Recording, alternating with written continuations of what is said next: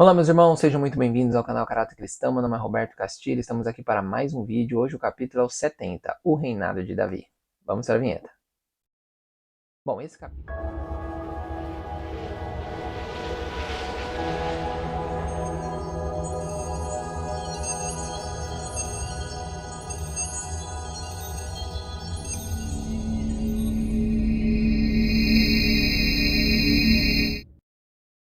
Bom, esse capítulo, a base dele está em 2 Samuel de 6 a 10, tá bom? Aqui nós vamos falar sobre duas ocasiões em que Davi tenta levar a arca para Jerusalém. Uma dá errado, a outra dá certo. Vamos entender um pouco sobre isso. Vamos ver também uma aliança que é realizada ali entre Deus e Davi. E Natan acaba falando que Davi poderia construir o templo, mas depois Deus fala para ele voltar a Davi e falar que não, que seria Salomão. E também temos aqui várias vitórias de Davi durante o seu reinado. E também ele tem ali no capítulo 9 uma bondade para com Mefibosete, tá bem? Bom, no Patriarcas e Profetas já começa ali Davi assumindo o reino e procurando um lugar para ser a capital. E aí chamou Jebus, né, que era também conhecida como Salém, e aí ficou Jerusalém. Eles tiraram Jebus, que era um nome pagão, colocou Jeru e usou Salém, tá, como nome da cidade. Irão ali ele ajuda Davi a construir na verdade o palácio, tá, o rei de Tiro, e Davi seguia todas as orientações de Deus e vencia tudo. Era batalha atrás de batalha. Até que uma vez Davi acabou errando. Ele colocou ali no coração dele que ele queria levar a arca para Jerusalém. Porém, nessa travessia para Jerusalém, ele cometeu vários erros ali. Colocou alguns instrumentos que não deveriam ser colocados, como tamborins. Ele colocou a arca num carro novo e não podia, tinha que ser carregada pelos sacerdotes. É, ele também errou ali em colocar pessoas que não eram levitas para carregar a arca e só podia ser levitas. Então teve vários problemas que aconteceram e nisso ocorreu uma morte ali de Uzá, no caso. E essa arca então foi parar em Obed-Edom, tá? Que ficou ali por 3 meses e ele só foi abençoado. Até que Davi então, por orientação de Deus, ele fala, olha, deixa eu pedir orientação de Deus agora, porque na primeira vez eu não pedi, deu tudo errado. E aí sim, a arca vai parar em Jerusalém. Davi e seu povo tinham se congregado para efetuar uma obra sagrada, e a mesma entregara-se com coração alegre e disposto, mas o Senhor não podia aceitar o serviço, porque não era efetuado de acordo com as suas orientações. Os filisteus, que não tinham conhecimento da lei de Deus, haviam colocado a arca em um carro novo quando devolveram a Israel. O Senhor aceitou o esforço que fizeram, mas os israelitas tinham em sua mão uma declaração compreensível da vontade de Deus em todas essas questões, e sua negligência e tais instruções desonrava a Deus. Em usar recaía a maior culpa de arrogância. A transgressão à lei de Deus diminuíra a intuição que ele tinha da santidade da mesma, e tendo sobre si pecados não confessados, atrevera-se em face da proibição divina tocar o símbolo da presença de Deus. Deus não pôde aceitar uma obediência parcial, uma maneira frouxa de tratar os seus mandamentos. Pelo juízo sobre Uzá, era seu intuito impressionar todo Israel quanto à importância de dar estrita atenção aos seus requisitos. Assim, a morte daquele homem, levando o povo ao arrependimento, poderia impedir a necessidade de infligir juízo sobre milhares. Então muitas pessoas aqui questionam por que Uzá, né, ele só foi tentar ajudar a arca. Não, ele estava com pecados acariciados, ele estava com vários problemas com Deus, e ele ainda foi tocar na coisa mais importante que tinha em Israel. Então, obviamente, isso ocorreu para que outras pessoas não caíssem nos mesmos erros, tá bem? Um outro ponto é que depois Davi ele vai fazer da forma correta. Então ele vê que Obed-Edom só prospera, 3 meses ali de prosperidade, e aí ele vai falar, opa, então o problema não é a arca, o problema é do jeito que eu fiz. E aí ele vai pegar e vai levar a arca agora de forma correta. E aí Davi, ele dança. Será que pode? Vamos entender qual é a diferença da dança de Davi para as danças de hoje. A dança de Davi, em júbilo reverente perante Deus, tem sido citada pelos amantes dos prazeres para justificarem as danças modernas na moda, mas não há base para tal argumento. Em nosso tempo, a dança está associada com a extravagância e as orgias noturnas. A saúde e a moral são sacrificadas ao prazer para que os que frequentam os bailes. Deus não é objeto de meditação e reverência. Sentir-se-ia estarem a oração e o cântico de louvor deslocados na assembleia deles. Esta prova deve ser decisiva. Diversões que tendem a enfraquecer o amor pelas coisas sagradas e diminuir nossa alegria ao serviço de Deus não devem ser procuradas por cristãos.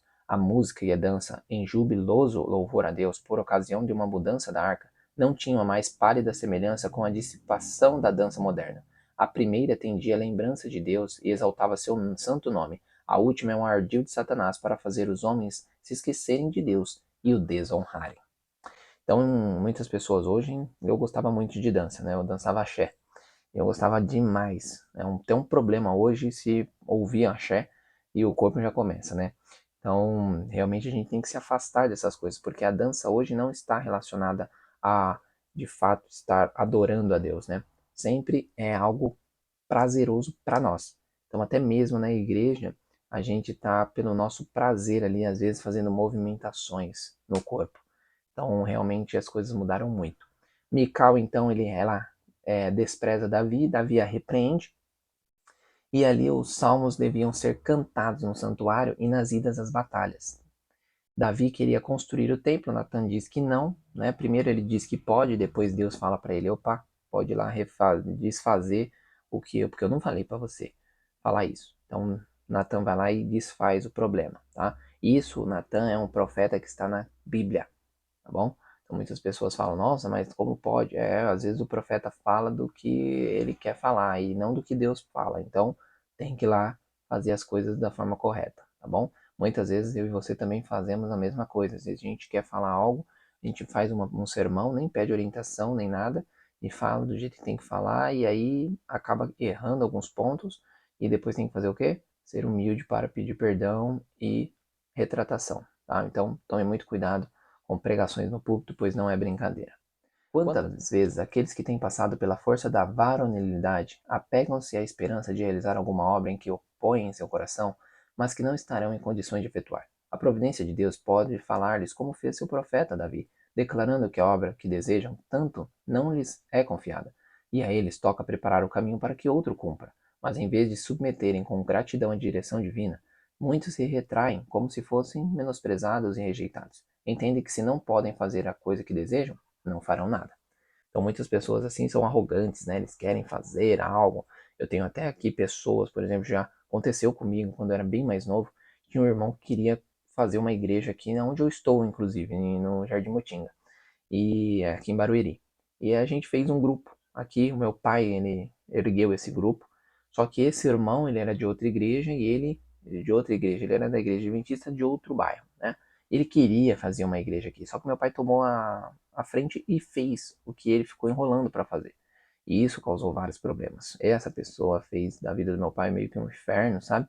E aí começou todos os problemas, inclusive ele conseguiu fechar essa igreja alguns anos depois. Essa igreja aqui foi uma bênção. A gente começou ali com cerca de 12 a 15 pessoas e chegamos a ter quase 70 pessoas. Foi muitos batismos, muitas coisas incríveis que aconteceram aqui no Jardim Mutinga. Porém, aconteceu essas coisas, né? Então a gente precisa entender que temos que fazer a vontade de Deus, independente de quem eu faça. Que a gente faça a nossa parte, e se for para a gente concluir alguma coisa, que a gente conclua. Se não, que a gente tenha deixado bem para que a outra pessoa o faça, né? Davi então foi feito ali uma aliança com Jonatas de que ele cuidaria da família dele. Então ele começou a procurar alguém da família de Jonatas e achou Mefibosete, que ele era aleijado. Ele no início não queria muito ir não, porque ele tinha medo ali, né, que Davi matasse ele, porque ele era ali o único que estava sobrevida para que pudesse tomar um reino ou algo do tipo. Mas Davi ali mostrou como que deve ser um gentleman, né? Então Davi começa ali a vencer várias nações depois disso. Davi vence nações atrás de nações, ele não perde. Eles vencem os amonitas, os sírios, eles se juntaram para destruir Davi, perderam ambos. E Davi cantava vários salmos ali, conquistava e foi uma bênção ali, um período muito alto e grande da vida de Davi, de vitórias atrás de vitórias. Até o capítulo de amanhã. O capítulo de amanhã é o pecado e arrependimento de Davi. A partir daí as coisas vão começar a mudar e Davi vai começar a ter suas primeiras derrotas. Mas para nós finalizarmos, tem um texto final. Mas em meio à prosperidade emboscava-se o perigo. No tempo de seu máximo triunfo exterior, Davi se encontrava no máximo perigo e defrontou sua mais humilhante derrota. Vamos entender isso? Amanhã no vídeo, tá bom? Que Deus abençoe a todos vocês. Que não deixem de curtir, se inscrever e compartilhar esse vídeo às outras pessoas. Nos ajude, tá bom? E se possível também no pix graficacastilha@gmail.com Quem puder nos ajudar será de boa ajuda, tá bom? Que Deus abençoe e até mais. Tchau, tchau.